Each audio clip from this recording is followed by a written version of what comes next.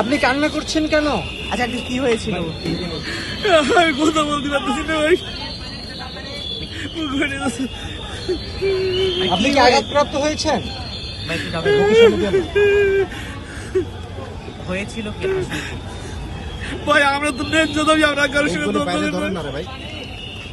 আমরা রাস্তায় দাঁড়িয়ে আমাদেরকে আরষ্টুকু আমরা করতে যাচ্ছি। আমাদের মাননীয় প্রধান উপদেষ্টা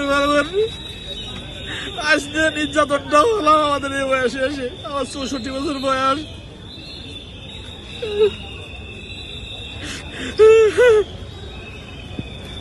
এখানে তো আপনাদের সময় দিয়েছিল, 10 মিনিটের মধ্যে আলটিমেটাম দেওয়া হয়েছিল নাকি? আমাদের আলটিমেটাম ছিল যে আমরা আমাদের দুঃখগুলো প্রধান উপদেষ্টা স্যারের কাছে বলবো, এইটাই তো আলটিমেটাম। আর কি আপনাদের সরে যেতে বলেছিল, যেতে বলছিল, একটা টিম যেতে বলেছিল, ভিতরে 5 জনকে বলছিল যাওয়ার জন্য। সেটা আমি শুনতে পাই নাই, আমি যাই না, আমি পিছনে ছিলাম। এখন গায়ে কি আঘাত করা হয়েছে?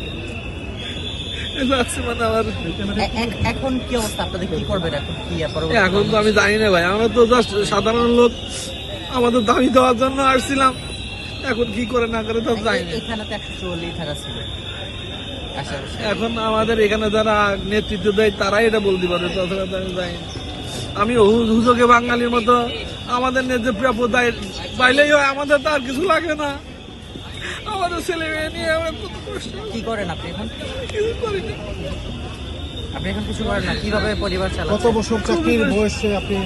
24 বছর। 24 বছর পর আপনি অভ্যুত্থানের দিনে কইছিলেন? 24 বছর তখনই চাকরি ছিল, এখন নাই। বিদ্রোহের সময় কইছিলেন? বিদ্রোহের সময় আমি অফিসে ছিলাম। অপরাধ ছিল?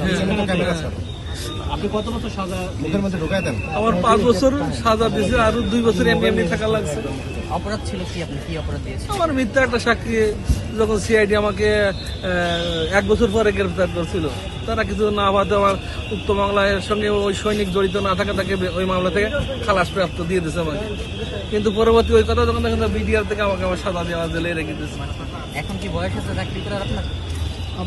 আমি তো হিসাব করি, আমার মনে থাকে না আছে কিনা। আর 15, 8, 68 জন ডেট অ্যান্ড বার্থ।